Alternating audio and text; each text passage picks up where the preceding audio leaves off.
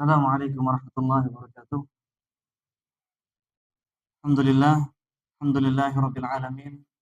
Wal 'aqibatu lil muttaqin wa la 'udwana illa 'alal zalimin. Asyhadu an la ilaha illallah wa waliyus salihin wa asyhadu anna Muhammadan 'abduhu wa rasuluhu wa khatamul anbiya wal mursalin. Nabiyuna sallallahu alaihi wa ala alihi wa ashabihi wa man tabi'ahum bi ihsanin ila yaumiddin. Amma ba'd.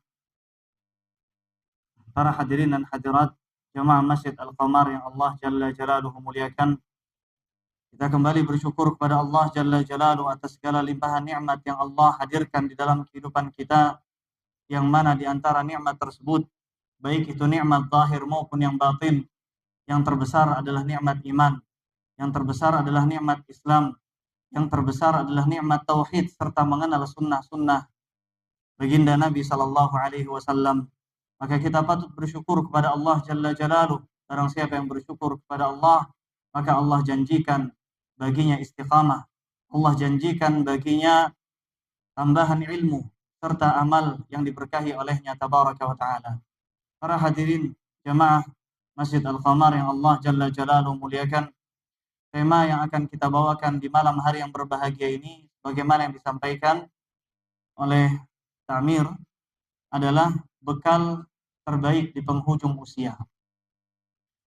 Bapak dan Ibu yang Allah Jalla Jalaluhu muliakan, insyaallah yang akan kita sampaikan di malam hari yang berbahagia ini tidak hanya terkhusus bagi mereka yang sudah memasuki usia tua dan renta. Insyaallah yang akan kita sampaikan di malam hari ini juga sesuai teruntuk untuk mereka yang masih merasa muda, untuk mereka yang masih merasa belum tua. Insyaallah tema yang akan kita bawakan di malam hari ini masih sesuai untuk segala kelompok usia. Para hadirin yang Allah Jalla Jalaluhu yang Allah muliakan, terlebih lagi ketika kita paham bahwasanya siapapun yang menjaga aturan Allah, menjaga kehidupannya di usia muda, maka Allah akan jaga dia di penghujung usianya. Sebagaimana kaidah yang disampaikan oleh baginda Nabi sallallahu alaihi wasallam. Nabi sampaikan kaidah ini bukan kepada orang yang tua, tapi Nabi sampaikan kaidah ini kepada anak kecil. Kata Nabi sallallahu alaihi wasallam, ihfazillah yahfaz. Kepada siapa Nabi sallallahu alaihi wasallam sampaikan pesan ini? Ada yang tahu kepada siapa? Kepada Ibnu Abbas. Masih kecil Ibnu Abbas. Nabi sallallahu alaihi wasallam sampaikan, ihfazillah ya ghulam, wahai anak kecil, ihfazillah yahfazka. Wahai anak kecil, jagalah Allah di dalam dirimu, maka Allah senantiasa akan menjagamu. Jagalah aturan-aturan Allah ketika engkau masih muda, maka Allah akan menjaga fisikmu, menjaga akalmu, menjaga lisanmu, menjaga pandangan matamu ketika engkau sudah memasuki usia tua. Ini kaidah yang Nabi SAW sampaikan bukan kepada orang yang sudah tua, tapi Nabi sampaikan kepada anak kecil. Nabi katakan, ihfazillah yahfazka. Maka pesan ini kita ambil dari Nabi SAW dan menjadi bekal bagi kita untuk penghujung usia kita ketika kita tua nanti. Hadirin yang Allah Jalla Jalaluhu muliakan, kalau kita lihat ada beberapa ulama kita yang Allah Jalla Jalaluhu panjangkan usia mereka hingga usia 100 tahun, hingga usia 120 tahun. Allah tetap jaga pendengaran mereka. Allah tetap jaga pandangan mata mereka. Allah tetap jaga kekuatan dan daya ingat mereka. Apa sebab? Salah seorang ulama yang terkenal, penulis kitab Matan Abi Syuja'. Penulisnya namanya Abu Syuja'. Matan yang menjadi mu'tamad, matan yang menjadi patokan ketika seorang ingin mendalami fikih Syafi'i. Awal pertama kali yang dia pelajari adalah Matan Abi Syuja'. Apa bukunya? Matan Abi Syuja'. Penulisnya, Allah Jalla Jalaluhu panjangkan usianya hingga memasuki usia 100 tahun. Lebih bahkan 160 tahun. Usianya 160 tahun. Beliau rahimahullah, beliau terkenal di usia tua beliau masih sehat fisiknya, masih sehat pandangan matanya, masih sehat semua. tubuhnya Allah jaga, daya ingatnya Allah jaga, istiqamahnya dalam ibadah Allah jaga. Lalu kemudian ketika ditanya, apa kiranya tips? Apa kiranya rahasia? Kok bisa? Tubuhnya, fisiknya, daya ingatnya Allah jaga hingga di usia 160 tahun. Rahasia yang beliau beberkan tidak berkaitan dengan olahraga jasmani. Rahasia yang beliau katakan tidak berhubungan dengan lari pagi, tidak berhubungan dengan angkat beban, bukan. Tapi rahasia yang beliau sampaikan adalah, kata beliau, aku selalu menjaga anggota badanku ini dari bermaksiat kepada Allah di waktu mudaku, maka Allah senantiasa menjaga fisikku ketika aku di usia tua. Maka barang siapa yang ingin mendapatkan kemudahan dari Allah Jalla Jalaluhu di penghujung usianya, di masa tua, maka hendaknya dia jaga pesan Nabi SAW, ihfazillah yahfazka. Jagalah Allah di dalam dirimu, maka niscaya Allah Jalla Jalaluhu akan menjagamu di usia tuamu. Para hadirin yang Allah Jalla Jalaluhu muliakan, terlebih tidak ada satupun dari kita yang tahu kapan ajal menjemput. Imam Syafi'i rahimahullah menulis bait-bait syair yang begitu indah tentang rahasia akhir usia manusia, tentang rahasia ajal, dan bagaimana seharusnya sikap kita dalam menjemput ajal. Kata Imam Syafi'i rahimahullah, tazawwad minat taqwa fa innaka la tadri. Persiapkan matang-matang bekal ketakwaan, fa innaka la tadri, karena engkau tidak akan pernah tahu. Idza jannal lail, apabila matahari terbenam, apabila malam sudah mulai menyelimuti langit. Idza jannal lail, apabila datang malam hari. Hal sata'ishu ilal ghadi, apakah ada di antara kita yang bisa menjamin hidupnya masih terus menerus sampai datangnya waktu fajar menyingsing? Ada dari kita yang tahu. Kemudian kata beliau rahimahullah, wa kam min sahihin mata min ghairi illatin. Berapa banyak orang yang fisiknya sehat, bugar, lalu kemudian mati tanpa ada sebab. Kata beliau, wa kam min fata amsa wa asbaha dhahika. Berapa banyak para muda, para mudi yang mereka tertawa terbahak-bahak di waktu pagi, di waktu sore hari. Wa qad nusijat akfanuhu wa huwa la yadri. Di satu waktu, di waktu yang sama, dia tidak sadar bahwasanya kain kafan yang sedang dijahit itu adalah kain kafan untuk dirinya. Hadirin yang Allah Jalla Jalaluhu muliakan, maka sekali lagi pesan yang akan kita sampaikan di malam hari ini bukan hanya teruntuk bagi orang yang sudah memasuki usia tua renta, akan tetapi menyeluruh bagi mereka yang masih merasakan jiwa muda mengalir dalam darahnya, bagi mereka yang masih merasa ajal masih lama. Para hadirin yang Allah Jalla Jalaluhu muliakan, agama kita, agama Islam mengajarkan kepada kita tentang pentingnya masa depan.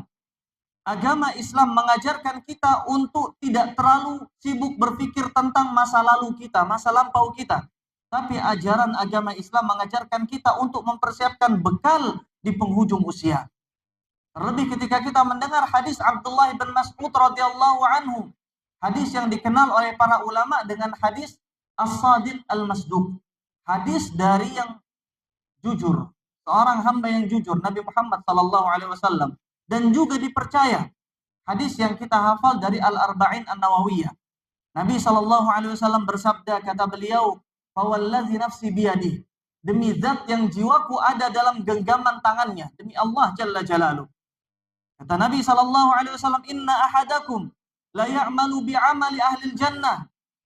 Ada salah seorang di antara kalian yang bersemangat melakukan aktivitas-aktivitas, amalan-amalan penghuni surga, sampai tidak ada jarak yang membatasi antara dia dengan surga illa dhira', kecuali hanya satu hasta saja. Illa dhira', surga di depannya. Dia di sini, surga di depannya. Sebentar lagi dia bersabar, istiqamah dalam ketaatan kepada Allah, bersabar menjauhi maksiat. Di hadapannya pintu surga menyambutnya. Tapi ternyata kata Nabi SAW, fayasbiqu alaihil kitab. Dia pun kemudian tidak sabar, lelah dalam ketaatan, lelah sabar menjauhkan dirinya dari kemaksiatan.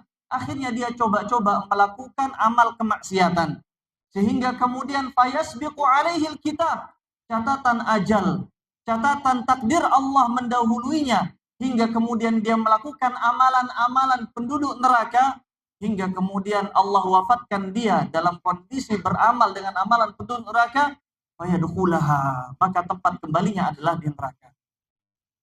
Lalu kata Nabi SAW, dan demi Allah, demi zat yang jiwaku ada dalam genggamannya, ada di antara kalian yang beramal dengan amalan penduduk neraka. Perilakunya, kalau bahasa kita mungkin kayak setan sudah. Ucapannya sudah kayak setan. Semua apa yang dilakukan ketika dia lewat, orang-orang mendoakan, bukan kebaikan. Mendoakan kapan orang ini mati. Saking buruknya perilakunya. Tapi kemudian fayasbiqu alaihi alkitab hatta la yakunu bainahu wa bainan nar illa dhira'. Sampai tidak ada batas jarak antara dia dengan neraka, melainkan hanya satu hasta saja. Dekat sekali di hadapannya pintu neraka. Di hadapannya pintu neraka. Tapi kemudian dia lelah dalam bermaksiat. Dia kemudian ingin kembali kepada Allah Jalla Jalaluh. Dia minta maaf kepada orang sekitarnya yang pernah dia ganggu. Sehingga kemudian dia bertaubat dengan sebenar-benar bertaubat kepada Allah. Sampai kemudian catatan ajal datang menjemputnya. Catatan takdir mendahuluinya. Hingga kemudian dia tutup akhir kehidupannya dengan amalan-amalan yang baik. Maka dia pun Allah masukkan ke dalam surga. Siapapun di antara kita pasti menginginkan untuk menjadi yang kedua. Tapi bagaimana kalau seandainya Allah catatkan kita termasuk di antara yang pertama, na'udzubillahi min dzalik. Makanya kalau kita lihat catatan keimanan, tingkatan keimanan manusia berbeda tingkatannya berdasarkan dengan rasa takutnya kepada ajalnya. Ada seorang yang beriman, imannya biasa-biasa saja. Dia lebih puas, dia cepat merasa puas dengan amal yang sudah dia lakukan. Terus berpikir tentang amal yang sudah dia lakukan. Masya Allah, dia sudah beramal ini dan itu. Amalannya banyak. Dalam bayangannya, amalnya setinggi gunung. Dia tidak khawatir, tidak berpikir tentang akhir kehidupannya. Dari sini kita tahu orang ini imannya kecil. Imannya sedikit. Imannya level yang paling rendah. Tapi kita tahu ada beberapa ulama yang mereka selalu berpikir tentang bagaimana akhir kehidupan mereka. Dia selalu takut. Ketika membaca hadis ini takut. Takutnya bukan main. Hatinya tidak pernah tenang. Hatinya tidak pernah menjadi seperti air yang tenang. Diam seperti ini. Tidak pernah. Hatinya terus bergejolak karena takut. Kalau seandainya ajal menjemput, dia tidak berada di atas keimanan. Ini hati orang yang beriman. Kita lihat ini imannya tinggi. Ada pula imannya orang-orang salaf terdahulu. Iman yang mungkin sekarang tidak bisa kita jangkau. Iman yang kalau kata Syekh Ibrahim Ar-Ruhaili, iman orang-orang seperti ini adalah iman orang-orang yang terus berpikir tentang bagaimana catatan amalnya di Lauhul Mahfuz. Maka kita dengar cerita Malik ibn Dinar yang membasahi pipinya, yang membasahi janggutnya di setiap malam karena tangisan beliau, karena rasa takut beliau. Beliau berdoa di setiap malam, beliau katakan, Allahumma ya Allah, in katabta malikan fil jannah fathbuthu. Kalau seandainya engkau catatkan nama Malik ibn Dinar ada dalam catatan penduduk surga, maka tetapkan catatan tersebut ya Allah, jangan engkau rubah. Wa in katabta malikan fin nari famhu. Kalau seandainya engkau catatkan nama Malik ibn Dinar, ternyata ada dalam catatan penghuni neraka, ada dari kita yang tahu.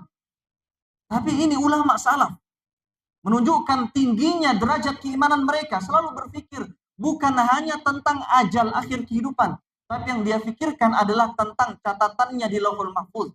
Dia katakan kalau seandainya engkau catatkan nama Malik ada dalam catatan penghuni neraka, famhu, hapus ya Allah.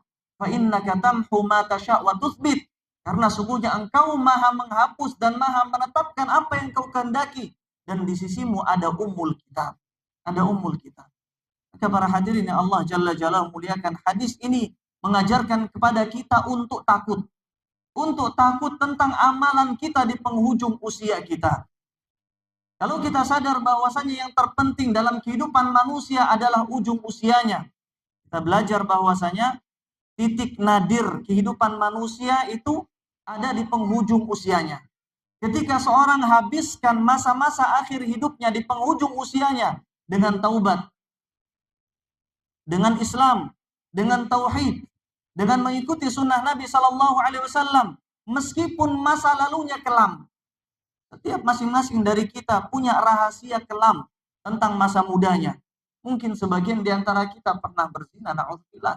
Sebagian di antara kita mungkin pernah meminum minuman keras. Sebagian di antara kita pernah main perempuan. Sebagian di antara kita mungkin pernah melakukan dosa kesyirikan.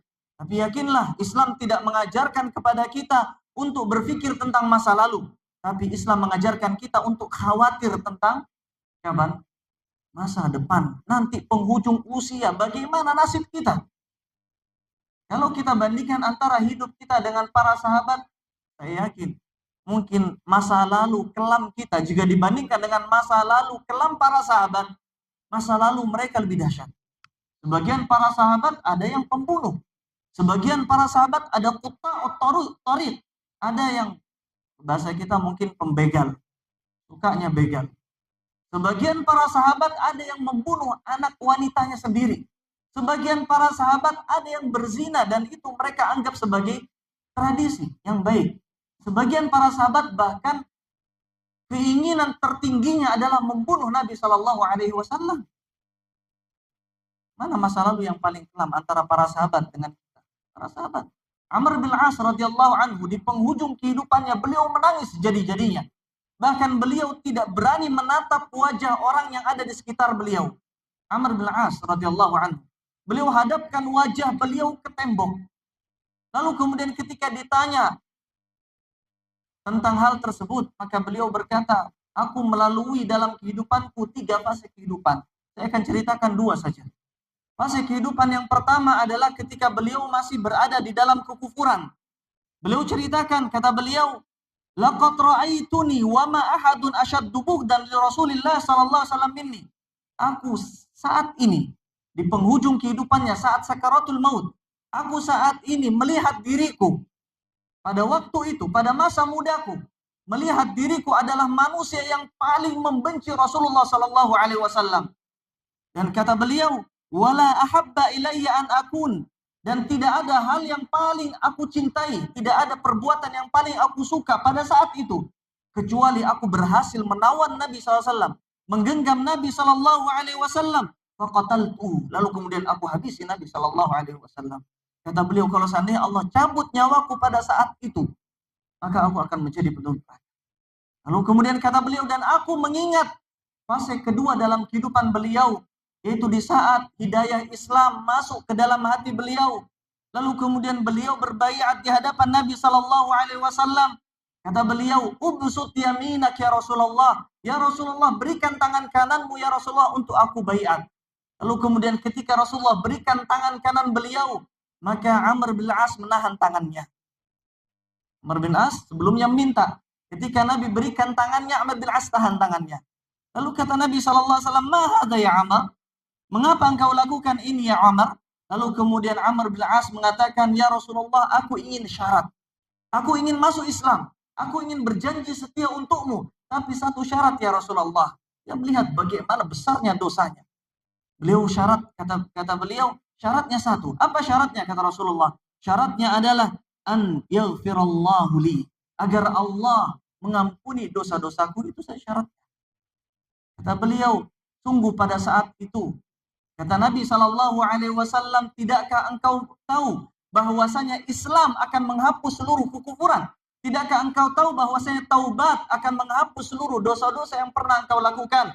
Maka kata Amr bin As, ini poin kita. Kata Amr bin As radhiyallahu anhu, kata beliau, sungguh pada saat itu tidak ada manusia yang paling aku cintai melebihi Rasulullah SAW, yang kalau seandainya aku wafat pada saat itu, maka tempatku adalah surga. Ketika seorang wafat, dia sudah bertaubat kepada Allah, menjadi penutup akhir kehidupannya, maka tempatnya adalah surga Allah Jalla Jalaluhu. Para hadirin Allah Jalla Jalaluhu muliakan, kita sadar, kalau kita sadar bahwasanya yang terpenting dalam usia manusia, dari mulai dia kecil sampai dia dewasa, sampai dia tua renta, yang terpenting titik nadir dari usianya, dari kehidupannya ada di mana? Ketika muda atau di akhir? Ketika di akhir kehidupannya. Ketika dia sadar bahwasanya titik nadirnya manusia, penentuannya ada di akhir kehidupannya, maka kita dituntut untuk terus bersabar di dalam ibadah, di dalam ketaatan, sampai kapan? sampai datangnya al-yaqin, sampai datangnya kematian. Ada yang ingat ayatnya? Allah berfirman, dan sembahlah Rabbmu sampai datangnya keyakinan. Apa kata Allah? U'bud rabbaka hatta ya'tiyakal yaqin. Sembahlah Allah sampai selesai bulan Ramadan? Enggak. Sampai selesai kajian? Enggak. Hatta ya'tiyakal yaqin. Sampai datangnya keyakinan, yaitu ajal, yaitu kematian. Maka kalau kita sadar bahwasanya yang terpenting dari fase kehidupan manusia ada pada akhir usianya. Kalau seandainya Allah tutup usia kita dalam kebaikan, maka kita berada dalam kebaikan yang sangat banyak. Kalau seandainya Allah berikan kebaikan kepada kita di masa muda, Allah tutup usia kita dalam kemaksiatan, apa jadinya? Kita berada dalam keburukan. Para hadirin yang Allah Jalla Jalaluhu muliakan, kita akan menyebutkan beberapa bekal terbaik di penghujung usia sebagai amal-amal yang kita jadikan penutup usia kita. Kita sadar bahwasanya setiap amal ibadah adalah baik. Setiap ketakwaan adalah kebaikan. Tapi kita ingin tahu amal-amal ibadah yang paling spesial, yang bisa kita jadikan pamungkas, yang bisa kita jadikan amalan andalan untuk menutup usia kita. Yang mana di antara amalan tersebut yang pertama adalah konsisten dalam ibadah. Konsisten di dalam ibadah. Ini amalan yang banyak dianggap remeh. Bahkan ketika kita katakan konsisten dalam ibadah, setiap masing-masing dari kita mungkin menganggap remeh amalan ini. Amalan apa itu? Konsisten dalam ibadah. Tapi kata Nabi SAW, kata beliau, la tahtiranna minal ma'rufi syai'a. Jangan sekalipun kalian meremehkan kebaikan meskipun itu dipandang remeh, meskipun itu sedikit. Maka amalan pertama sebagai amalan andalan untuk menutup usia kita adalah konsisten dalam ibadah. Dan apa maksud dari konsistensi dalam ibadah? Kita biasakan amalan ibadah dari seluruh ibadah yang bisa kita lakukan. Ibadah yang berhubungan dengan harta, sedekah. Ibadah yang berhubungan dengan anggota tubuh, sholat, puasa. Ibadah yang berhubungan dengan sosial, ketika berjumpa dengan orang lain senyum. Kita berbuat baik kepada sesama. Kita berbuat baik kepada kedua orang tua kita. Seluruh amalan yang bisa kita maksimalkan untuk kita lakukan dengan sedikit tapi kontinu. Gak perlu banyak-banyak, tapi sedikit kita lakukan dengan terus-menerus. Kita bayangkan, seperti misalkan konsistensi dalam sholat. Sholat apa yang kita lakukan? Setelah sholat wajib, sholat sunnah rawatib. Sholat sunnah rawatib. Tidak usah banyak-banyak. Sholat zuhur tidak usah 4 rakaat. 2 rakaat, 2 rakaat, 2 rakaat. 2 rakaat sebelum, 2 rakaat setelah. Kita tambah ketika sholat asar tidak ada. Ketika sholat maghrib 2 rakaat setelah. Ketika sholat isya 2 rakaat setelah. Kita lakukan, jaga terus-menerus. Ditambah ketika kita sudah konsisten dalam 2 rakaat salat sunnah rawatib, kita tambah salat malam. Berapa rakaat salat malam? 12 rakaat, 11, jangan banyak-banyak. Berapa salat malam? Jangan banyak-banyak, berapa? 1 rakaat saja salat witir. Kalau kita sebutkan 2 ditambah witir 3 masih kebanyakan. 1 rakaat saja. 1 rakaat. Kita jaga 1 rakaat ini. Kita terus menerus dalam 1 rakaat. Ini namanya konsistensi dalam ibadah. Sebagaimana Syekh Ibrahim Ar-Ruhaili. Kalau kita lihat beliau. Ketika beliau mengisi daurah atau mungkin muhadarah. Ketika beliau salat isya. Kita lihat beliau salat 2 rakaat. Setelah salat isya rawatib. Setelah salat isya 2 rakaat. Beliau tutup dengan 1 rakaat. Saya tidak tahu itu salat apa. Tapi saya yakin itu adalah salat sunnah yang lainnya. Dan bisa jadi itu salat witir. Beliau konsisten. Dan ini yang terbaik dibandingkan dengan sholat malam. Berapa rakaat? 13 rakaat, 100 rakaat, 1000 rakaat. Bisa 1000 rakaat? Bisa. Sholat sunnah mutlak. Sholat sunnah mutlak, 1000 rakaat. Tapi 1 kali dilakukan, setahun setelahnya tidak pernah sholat lagi. Mana yang afdal? 1 rakaat tapi kontinu terus menerus. Demikian pula sedekah yang berkaitan dengan harta. Kita sumbangkan sebagian dari harta kita berapa banyak? Berapa uang jajan anak kita sehari? 15.000, 20, 10.000, 10.000 banyakan? Banyakan atau sedikit? Sedikit, 10.000. 5.000, 5.000. Kita pecahkan uang kita 100.000, menjadi 5.000. 5.000 sedikit sekali. Tapi continue dalam beramal. Sebagaimana Abu Bakar ketika mendapatkan gelar seorang yang dijanjikan surga, kapan itu? Ketika di pagi hari setelah salat subuh Nabi bertanya siapa yang berpuasa pada hari ini? Abu Bakar angkat tangan. Siapa yang telah bersedekah pada hari ini? Siapa yang angkat tangan? Ini masih subuh loh. Siapa yang sudah bersedekah? Abu Bakar. Apa bentuk sedekahnya Abu Bakar? Mas, enggak. Satu potong roti yang berada dalam genggaman anaknya dipotong, dibagi dua, diberikan separuhnya kepada orang miskin. Berapa harga separuh roti? Berapa harganya? 2.000, potong 2, 1.000 rupiah. 1.000 rupiah harta bukan? Harta itu sedekah. Kita lakukan continue terus-menerus. Apa tujuannya?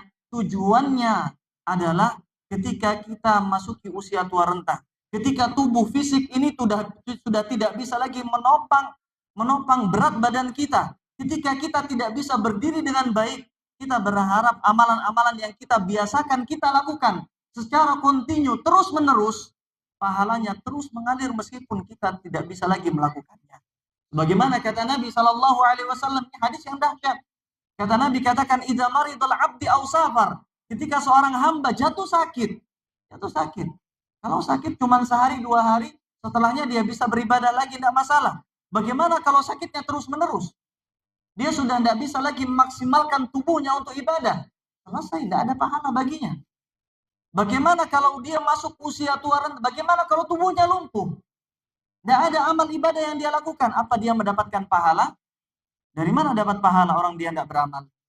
Tapi kata Nabi SAW, bisa maridul abdi. Kalau seorang hamba jatuh sakit atau dia musafir, maka kutiba lahu ma kana ya'malu sahihan muqiman. Kata Nabi SAW, maka Allah catatkan dia ketika dia sakit atau musafir, amalan yang biasa dia lakukan ketika dia sehat, ketika dia mukim, ketika dia tidak musafir.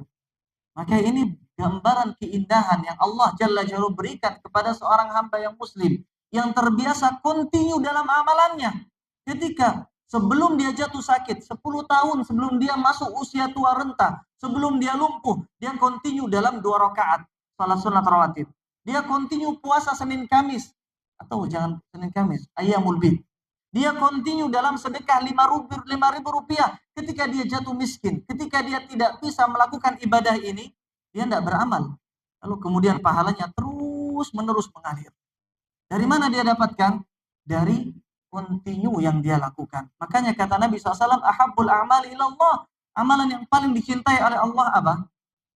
Yang paling konsisten. Wa in qalla, meskipun sedikit. Ini hal yang paling diremehkan oleh orang banyak. Tapi ini menjadi kebaikan. Dalam surat At-Tin Allah katakan apa? Wattini wazzaitun, wa turi sinin, wa hadzal baladil amin. Laqad khalaqnal insana fi ahsani taqwim. Kata Allah, sungguh kami telah ciptakan manusia dalam bentuk yang sempurna, masa muda. Tubuh yang kuat, akal yang sempurna, daya ingat yang sempurna, masa muda. Tsumma radadnahu asfala safilin. Lalu kemudian kami jadikan dia lemah dalam derajat level yang paling rendah. Kapan? Ketika sudah masuk tua renta. Kemudian kata Allah Jalla, illal ladzina amanu wa amilus solihat. Mereka semua akan berada dalam kerugian kecuali siapa? Kecuali orang yang beriman dan orang yang beramal saleh. Maksimalkan iman dan amal saleh kapan? Ketika di usia muda. Tidak akan mendapatkan kerugian. Di masa tuanya yang dia nikmati adalah pundi-pundi pahala mengalir ke dalam catatan amal kebaikannya meskipun dia sudah tidak bisa melakukan. Ini amalan yang pertama. Apa amalan yang pertama? Continue dalam beramal dalam jumlah yang banyak atau sedikit? Sedikit. Dan tambahan, ketika seorang continue dalam beramal, maka ada kaidah yang disebut oleh para ulama, man 'asha 'ala syai' mata 'alaih. Siapa yang hidupnya dalam satu kebaikan, maka dia pun akan wafat dalam kebaikan tersebut. Siapa yang terbiasa melakukan sesuatu dalam hidupnya, maka Allah akan wafatkan dia dalam kebaikan-kebaikan tersebut. Makanya kita diajari untuk terbiasa mengucapkan la ilaha illallah. Kapan kita mengucap la ilaha illallah? Dengar azan, telinga kita terbiasa mendengar la ilaha illallah. Ketika kita mau keluar rumah, ketika kita berada dalam kondisi sulit, kita katakan la ilaha illa anta subhanak inni kuntu minadh dhalimin. Ketika kita takbiratul ihram, setelah takbiratul ihram doa istiftah. Kita doa istiftah, apa doanya? Subhanakallahumma wa bihamdik asyhadu an la ilaha illa anta astaghfiruka. Apa doanya? Subhanakallahumma asyhadu an la ilaha illa anta astaghfiruka wa atubu ilaik. Itu doa kafaratul majelis. Subhanakallahumma, apa doa? Kemudian ketika kita tasyahud, kita diajarkan untuk la ilaha illallah. Asyhadu an la ilaha illallah. Ketika selesai salat, berapa la ilaha illallah yang kita ucapkan? Berapa? La ilaha illa la ilaha wahdahu la syarikalah. Berapa kali? Ada 3 versi. Lalu kemudian ketika kita zikir dengan tasbih, tahmid, takbir, kita tutup jumlah bilangan 100-nya dengan la ilaha illallah. Kenapa terus menerus la ilaha illallah kita ucapkan? Pembiasaan. Siapapun yang hidup di atas satu pola hidup, Allah akan wafatkan dia di atas pola tersebut. Dan siapa yang mengucapkan di akhir kehidupannya kalimat la ilaha illallah, dari mana dia bisa keluar la ilaha illallah di akhir kehidupannya? Dari mana? Karena pembiasaan. Lisannya terbiasa, telinganya terbiasa, hatinya terbiasa merenungi makna la ilaha illallah. Maka mudah bagi lisan yang mengucapkan la ilaha illallah. Dan dengan pembiasaan, continue, terus-menerus melakukan kebaikan. Meskipun sedikit, itu tanda kebaikan yang sangat banyak. Sekarang kita hadir di sini, kita continue terus-menerus hadir kajian. Ini tanda kebaikan. Allah ingin kebaikan. Apa kata Nabi SAW? Man idza aradallahu bi'abdin khairan as-salah. Jika Allah menginginkan pada seorang hamba kebaikan, Allah akan jadikan akhir kehidupannya manis seperti manisnya madu. As-salah. Lalu para sahabat bertanya, bagaimana ya Rasulullah bentuknya? Bagaimana Allah jadikan akhir kehidupan manusia itu manis seperti madu? Kata Nabi SAW, ista'malahu. Allah akan jadikan dia semangat dalam kebaikan. Tidak tahu dari mana, tiba-tiba dia semangat hadir kajian. Terus menerus, dia terus lakukan kebaikan, maka itu tanda husnul khatimah. Bisa jadi kebaikan yang dia lakukan pada saat itu adalah penutup akhir kehidupannya. Jadi ini yang pertama. Lalu kemudian bekal yang kedua, ya, jam berapa? 50? 9, ntar lagi. Lalu kemudian yang terakhir, yang kedua. Nah, ada banyak, tapi tidak mungkin waktu kita sebutkan semuanya. Cukup yang kedua. Insya Allah sedikit, tapi kita hafal dan kita amalkan itu lebih baik daripada banyak. Lalu kemudian menguap seperti uap di langit sana. Kemudian yang kedua, amalan yang kedua yang bisa kita jadikan bekal dari sekarang sebagai penutup akhir kehidupan kita adalah ada pada hadis Nabi Shallallahu Alaihi Wasallam. Kata Nabi Shallallahu Alaihi Wasallam, "Idza matal insan," lanjutannya, "in qata'a anhu amaluhu illa min salah." Ketika seorang hamba, seorang manusia meninggal, maka akan terputus seluruh jalur kebaikannya kecuali dari tiga titik. Kecuali dari 3 amalan. Apa yang pertama? Shadaqah jariyah. Ilm yuntafa'u bih, ilmu yang bermanfaat baginya. Dan yang ketiga adalah waladin salih yad'u lahu. Kita maksimalkan 3 amalan ini mulai dari sekarang. Ada beberapa orang yang Allah berikan keutamaan yang banyak dari sisi harta. Maka dia maksimalkan potongan yang kedua, potongan hadis yang pertama, yaitu dia maksimalkan amal dari sisi amal jariah, sedekah jariah. Dia maksimalkan dan dia lakukan itu dengan cerdas. Kebanyakan orang ketika Allah berikan harta, kecerdasan pikiran dalam ilmu dunia, tapi ternyata dia tidak punya kecerdasan dalam ilmu agama. Tapi Allah berikan kebaikan yang banyak. Maka dia maksimalkan, dia berikan untuk sesuatu yang dia bayangkan itu adalah sedekah jariahnya. Dia bangun masjid. Dia bangun perpustakaan yang dia buka untuk umum, di situ diisi buku-buku agama. Dari situ dia akan mendapatkan amal jariah. Dia bangun rumah yatim, atau dia sedekahkan, dia belikan asatizah yang amanah. Dia belikan buku-buku untuk menjadikan modal kajiannya. Sedekah jariah. Kalau seandainya dia tidak bisa memaksimalkan yang pertama, apa yang kedua? Ilm yuntafa'u bihi, ilmu yang bermanfaat. Dan tentunya ilmu yang bermanfaat tidak bisa dia hasilkan kecuali dengan belajar. Seorang yang tidak belajar, dari mana dia bisa mengajarkan anaknya ilmu yang bermanfaat? Dari mana dia bisa mengajarkan ilmu yang bermanfaat kepada orang lain? Kita lihat asatizah kita, orang-orang alim, asatizah kibar, mereka begitu getol ketika disuruh kajian, ketika disuruh dakwah. Apa sebab? Apakah mengharapkan fulus? Fulus sedikit. Pulang kajian, fulus dihabiskan, selesai, habis, nggak ada bersisa. Apa yang dia harapkan? Dia harapkan ilmu tersebut nyangkut minimal dalam satu hati jamaahnya saja. Dia amalkan, dia ajarkan anaknya ilmu tersebut menjadi ilmu yang bermanfaat baginya. Bayangkan kalau seandainya ilmu yang dia ajarkan tertanam dalam hati satu jamaah, ilmu tentang misalkan salat sunnah rawatib. Lalu kemudian jamaah tersebut dia ajarkan kepada anaknya. Anak tersebut mengamalkan ilmu yang diajarkan. Anak tersebut mengajarkan kepada anak turunannya. Terus menerus sampai anak turunan ke-10. Mungkin ustaz tersebut sudah lupa kapan dia mengisi kajian. Di masjid mana, dia sudah lupa. Tapi Allah tidak pernah lupa. Makanya kata Allah dalam surat Yasin, Inna nahnu nuhyil mauta. Sungguhnya kami yang menghidupkan mayat yang sudah meninggal. Wa naktubu ma qaddamu wa atharahum. Dan kami yang akan mencatat apa amal yang mereka lakukan dan bekas-bekas amalan yang mungkin mereka sudah lupakan.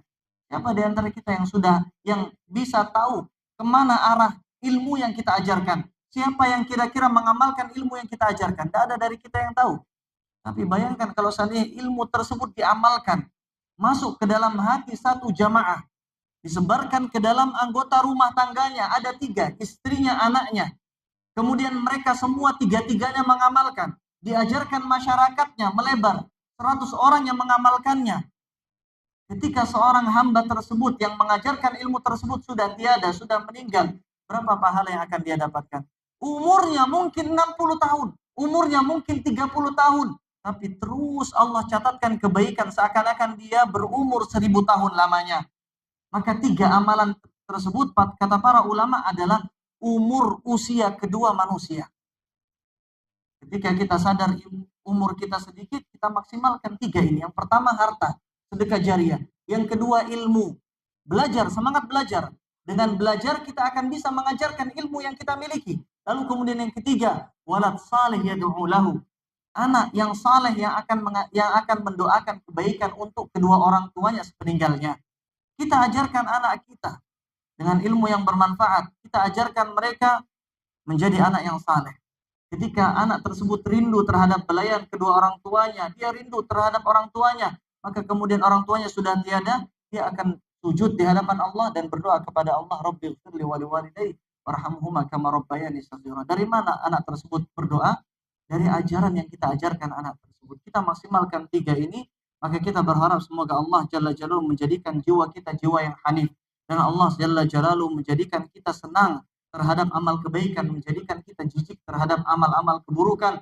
Dan semoga Allah Jalla Jalaluhu menutup usia kita dalam husnul khatimah. Amin ya rabbal alamin. Wa akhiru da'wana subhanakallahumma wa bihamdik.